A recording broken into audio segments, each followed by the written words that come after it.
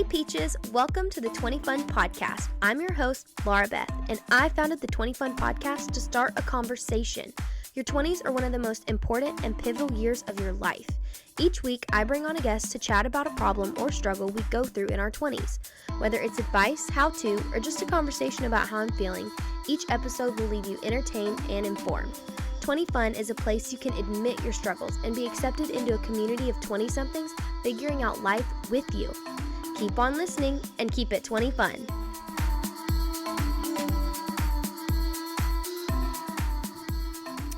Hey Peaches, welcome back to the podcast. I actually have an interview this week. So excited for that. This week, Sydney Phillips is joining me. Sydney, welcome. Hello, I'm so excited to be on. I love the name of your podcast, 20 Fun. We're going to have to dive into how you named it that. Yeah, it's actually it's a really quick and funny story, honestly. Yes. So I wanted to do a podcast forever. It was probably like a year before I really started the podcast. But I always got hung up on what to name it. I was like, I have no idea what to name it. I want something cute. I want something like short and easy to remember. I could not come up with anything. And finally, one morning, I was driving to the gym. It was like 8 a.m. and it hit me. It was like 20 Fun. And I was like, oh my God, that's so cute. It was like out of nowhere. And I was like, 20 Fun. Okay, that's a podcast. All right, we'll do it. And then I called Becca, my best friend. And I was like, dude, we're going to start a podcast and it's going to be called 20 Fun. And she was like, what? And I was like, yes. And then the next week we recorded while we were at the beach. And then boom, here we are. So I love it. I love that name. It's so cute. Yeah, it was kind of crazy, but I mean, I'm glad I jumped on it when I did because I would have just waited and been like, I don't know about it. I probably would have never started a podcast, honestly. Yeah, you got to have those bursts of creativity. It's perfect. Yeah, for sure. But Sydney, welcome. Thank you for coming on. Before we get into everything, tell us a little bit about yourself. Oh my gosh. Well, normally when people ask me that question, I just say I'm a Jane of all trades because it's kind of a mouthful. To say it all. But I am a real estate tech entrepreneur, a futurist, inventor, a children's book author, and a 2020 Forbes 30 Under 30 nominee. So I do real estate investments, developing. I actually have a small investment group that supports women, minorities, and LGBTQ founders. That's my baby. And I am just now launching an augmented reality and virtual reality company, which has been the craziest thing that I think I've ever started. I'm in way over my head and I'm loving it. That is absolutely incredible. Everything you said, I feel like there's so much to unpack, but wow, wow. I thought I was busy, but no, you're like putting me to shame. Today's episode, you guys, it's going to be about timelines and life expectations and why we need to not have them, because whether you think you have them or you don't, you definitely do, and they're not serving you. So we're going to chat about what they are, how to get rid of them, all that good stuff. But first,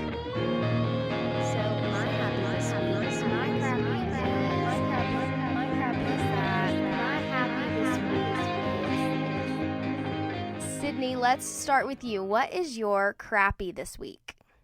Okay, so this week I sent probably 50 emails to augmented reality, virtual reality people, all of these people. No one will respond to me. It's been extremely frustrating to find people that are qualified enough to build what I'm trying to build, because everybody in the coding world does totally different things. And so it's been really challenging to try to find the right team. And there's nothing more frustrating than just sending emails into blank space. And you're like, is anybody listening to me? Help. I feel that completely. I've done that a few times this past month with like podcast guests. I've like reached out to people, and normally I don't have a hard time at all getting people to come on, but I've just been reaching out in the DM and emailing and nobody is responding, and I'm like, what the heck is up? It's just so you, like COVID. I swear it has to be. Like there's some reason people just aren't checking their email or their DMs, or they're like, I'm not doing anything new. Yeah. Yeah, that's a crappy. That sucks. My crappy this week actually is, okay, so a little backstory, Sydney. When we're recording this, a podcast just aired Friday. Okay, so it's Sunday. So my my happy or my crappy? Anyway, it was about the yard sale that I was having on Saturday.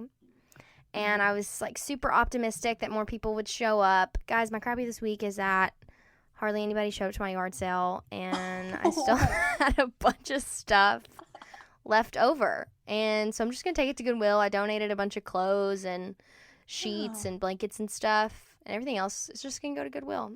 We had some people show up. We probably sold like half of what we had, which is a lot. Don't get me wrong, it's a lot, but we didn't have that much to begin with. And they didn't buy like my big stuff. Like I had this beautiful set of dishes and nobody wanted them, and they were so cheap. I was like, you know what? Defeated. It's all about persistence. If you have enough time, hold on to them and then just keep going, and eventually someone's going to come along. I know they will, but I'm about to move, and I hate looking at them. You're like, I gotta get it out. Yeah, I've held on to them for so long, because I'm like, I'm going to have a yard sale. I'm going to have a yard sale.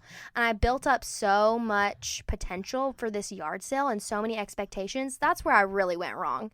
Shouldn't have had the expectations, but I did, and nobody came, so that's okay. It's fine. I'm fine. Somebody will get them at Goodwill. That's right. We're going to adapt. It's fine. Yeah, it'll be all right. But on a happier note, Sydney, what is your happy this week? Oh, wow. There's too many. My happy is that... That's a good problem.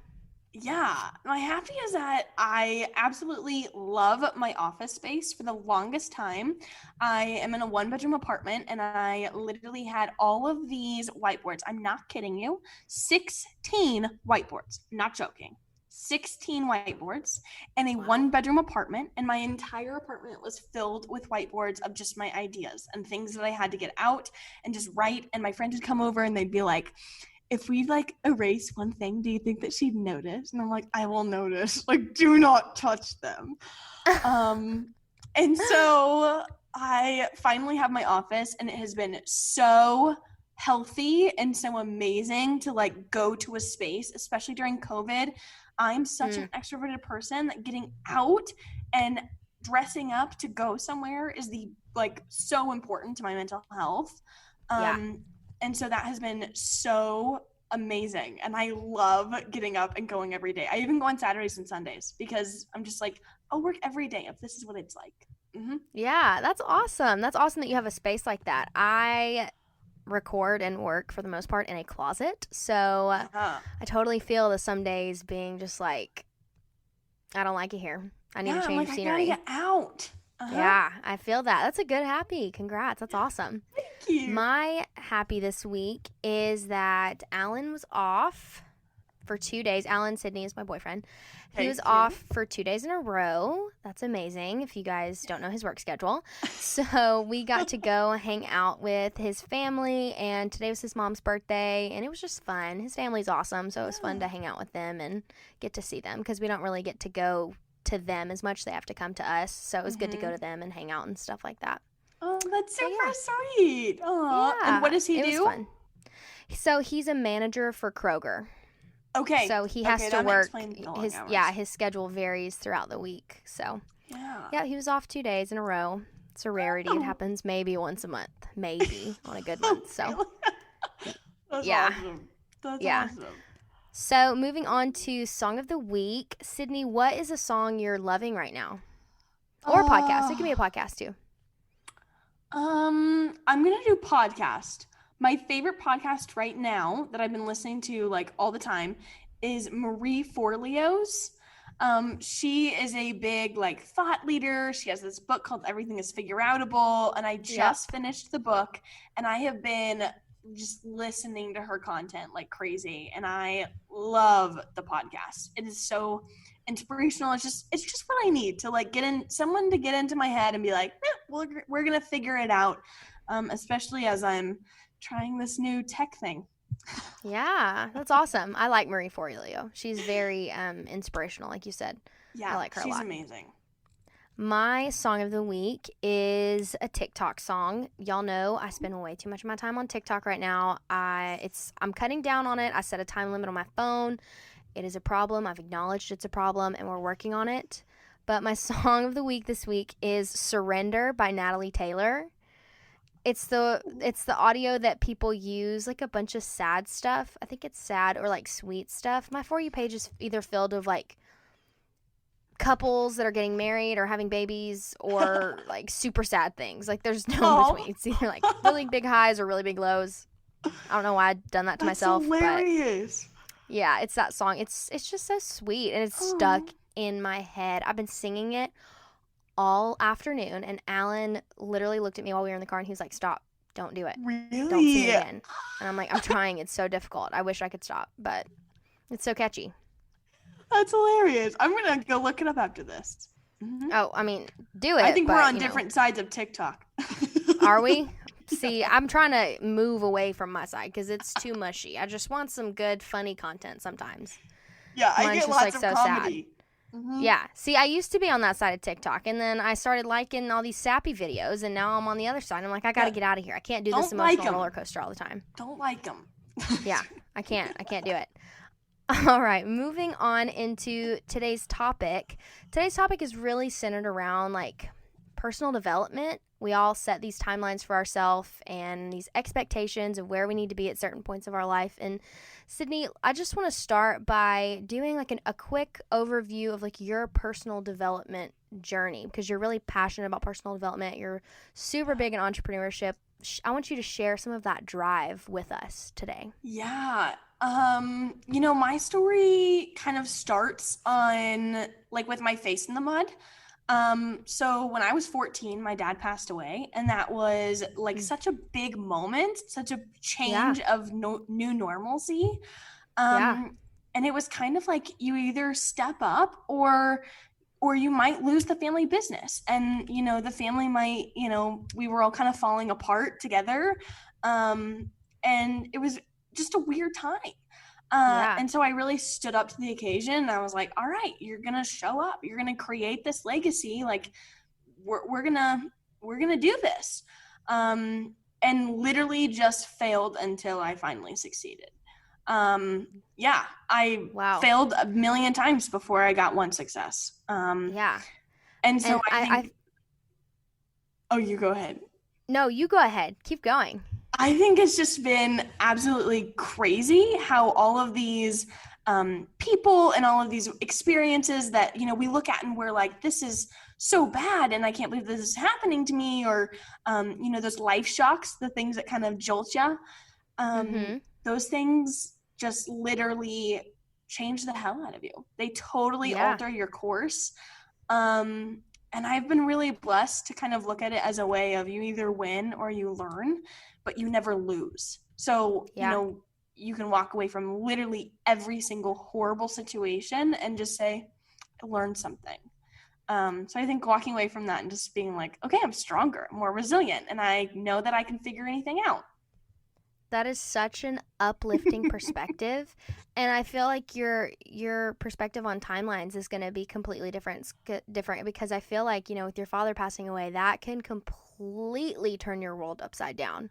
Yeah. So I imagine you literally changed your whole perspective on life. So what were some timelines like you set for yourself, and when do you really think that idea of I need to get married by this time, or I need to start my first business by this time, or I need to publish my first book by this time, when did those really set in for you? I think this is such a good question. I think it's so strange when I talk with people my age, because everybody else is like, okay, I'm going to graduate college, and then I'm going to go to my first job, and then I'm going to get married, and then I'm going to have kids. Like normal stuff, like very normal stuff.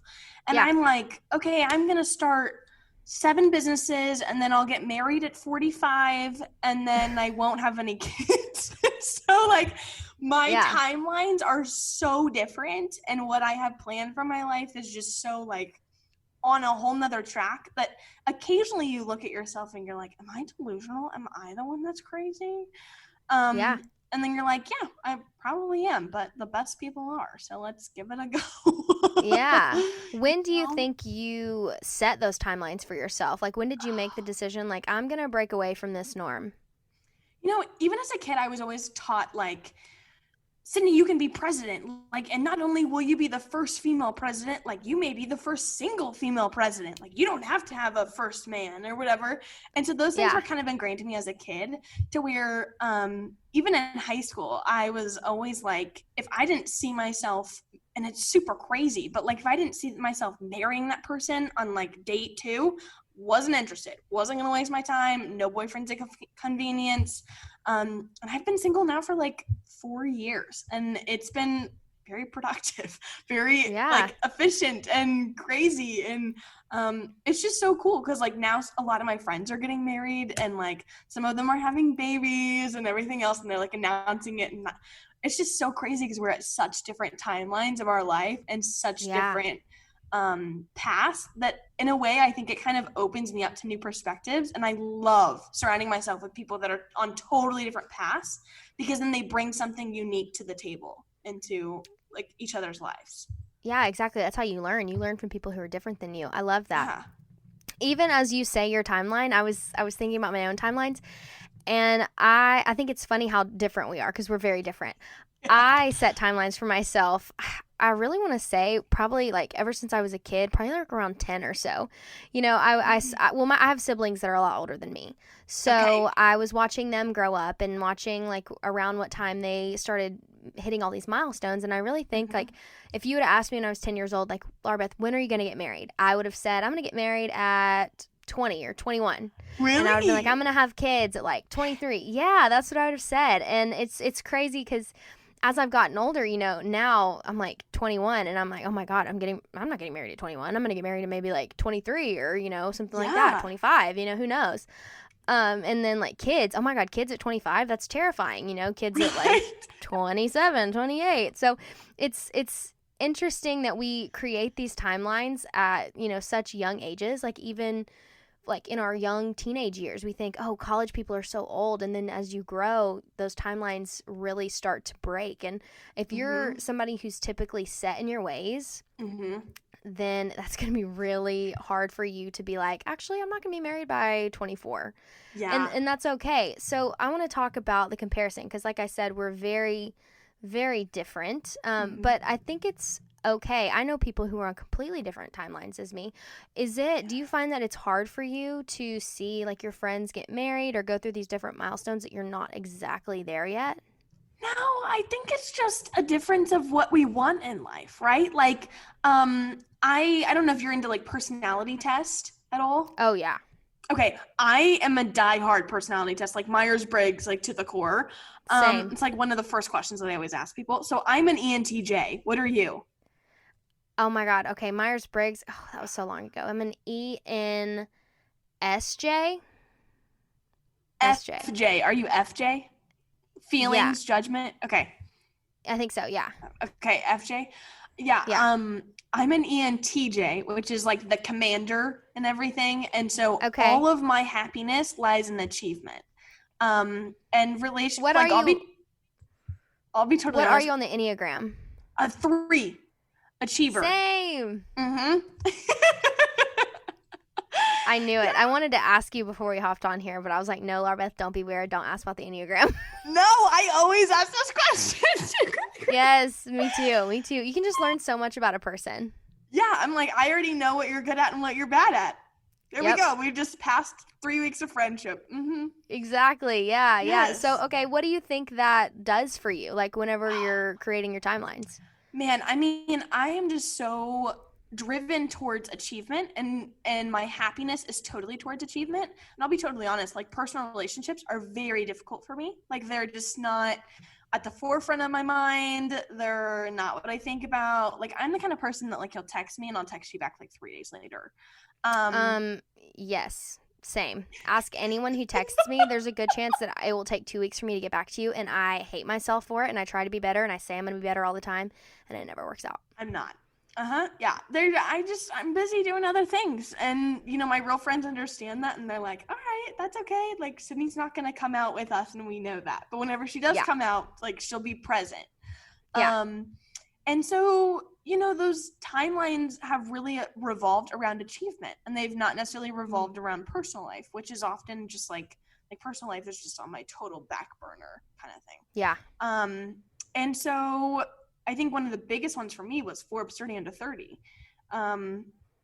Yeah, I was 20 years old, and it was actually really crazy. I was going through my Instagram the other day, and on my 20th birthday, I posted this picture, and I was like, I got a call today from my gramps reminding me that I have 10 years to make 30 under 30. And I made like nominations that year.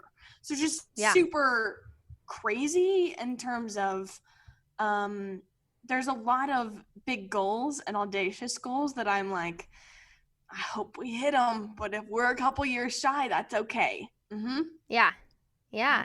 I think it's about having grace with yourself. And as an Enneagram 3, I commend you from having that grace, because it can be really difficult. It's really hard for me to adjust timelines. I've definitely gotten better as I've gotten older, but when I was in college, I was like, I'm going to get married the year I graduate college, and then I'm going to have a house, and then I'm going to have kids like the next year after that. And I was just so rigid, and to me that was my achievement. So my worth and my achievement was tied to that timeline. And now, like, I am such a big fan of like 5-year plans. And they're toxic for your timelines, especially with comparison. Because for me, I see some of my friends, hitting these timelines. They're graduating. They are, moving into a house. They're settling down. And we are so young, but I almost tie myself to that too much. And so I think social media plays a huge role in comparing timelines, especially when it comes to like jobs and college and graduation. And I just think it's huge. Do you see like a lot of your friends just posting a highlight reel of all of their achievements? Yeah, I mean, that's what all of social media is, right? It's all a highlight reel. And the people that do post those, more vulnerable moments, they open themselves up to a whole gate of criticism where it's almost just like not even worth it to even do it. I've been really intentional about trying to post like, hey, I made an idiot of myself today. Here's how. It's like whenever it happens on social media, but I mean, it's difficult. It totally opens you up to a lot of criticism. And there's a lot of people that, it's not even just from strangers. I think the hardest criticism comes from your friends and your family, like the people that know you the best whenever they don't support a life decision that you're making or whatever else. Especially in entrepreneurship. I mean, entrepreneurship is lonely. It is long hours. It's early mornings, late nights, and every day. And, there's not really like time for those personal relationships. And so, And so whenever those relationships don't support certain things that you're starting or doing or whatever, there's a lot of pressure and expectation. Mm-hmm. I love that you brought up entrepreneurship, because I wanted to touch on this with you.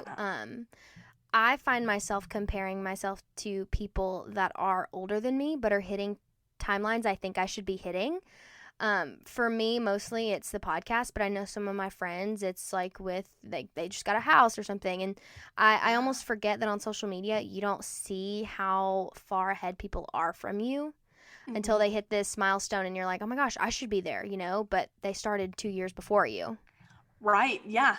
I think it's all about starting. Like, wherever your starting place is, it takes time to grow or to build anything. And that involves yourself too. Like, if you don't start, personal development or self-help until you were 18, don't expect to really see results until you're 19. But you have to put in like that work and that routine. And I always say, if you want to see someone's future, and this is very well talked about in the entrepreneurship world, if you want to see someone's world, tell me your habits and I'll tell you what your future looks like.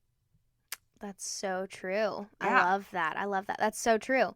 So we know that we all make these timelines either consciously or subconsciously. You see somebody post that they got engaged and you're not instantly happy for them. You're like annoyed or sad. You set a timeline for yourself. You're getting a little jealous. But what can we do about it? I mean, Sydney, what would you say to somebody who wants to take back control of that and really figure out how to create their own timeline? Man, I mean, I think it's all about being adaptable and just saying, you know what? Expectations are put on me by society, and they're put on me by my family and my friends and my peers and people that I don't even know. And if I'm going to live my life for other people, then I'm never going to be happy with me. I think that that's the number one most important thing.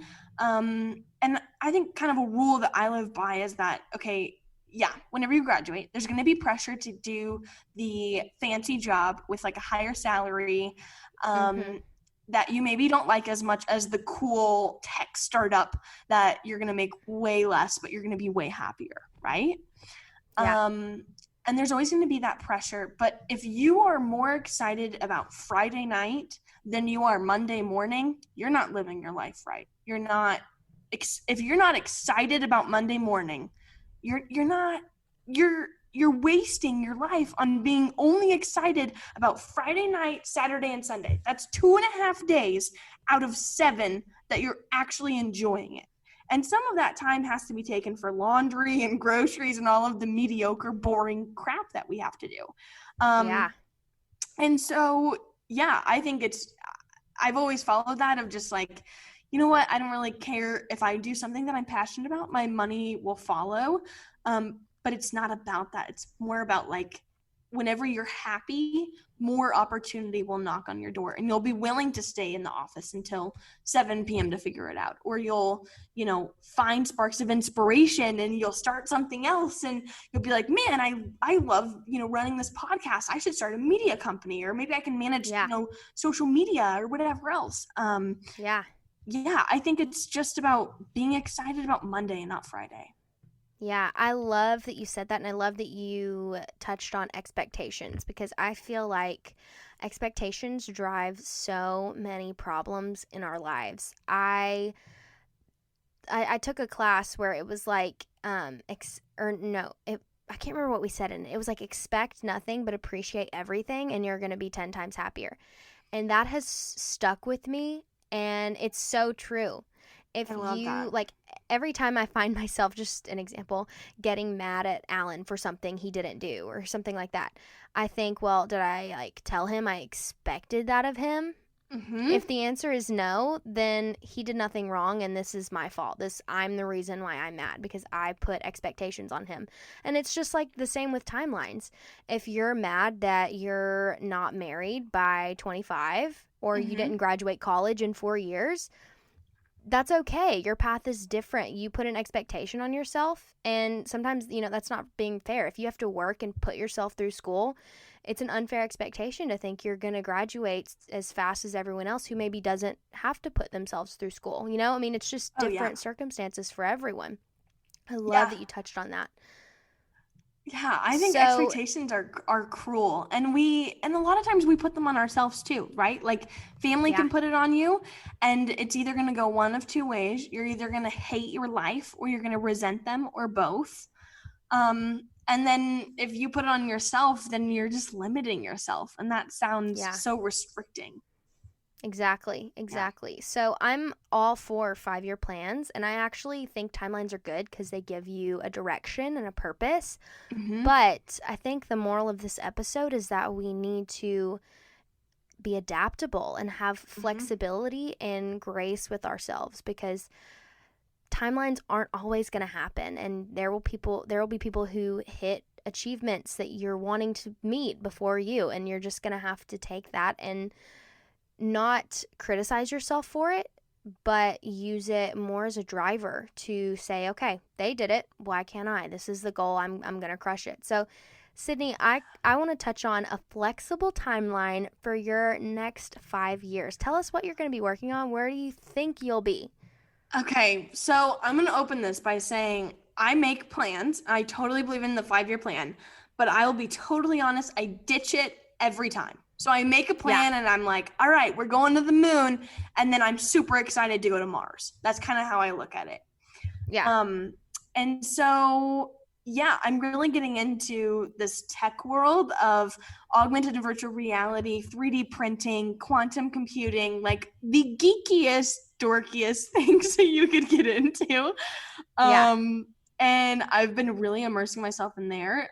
So I think probably, if I'm not running this augmented and virtual reality company still, and if I've exited, hopefully some kind of, space exploration, I want to send people up. I want to do the things that, futurists do, and figuring out how we can mesh technology with human empathy, and how do we, create AI that's not insanely smarter than us, and where it's not just gonna look at us like we're an ant.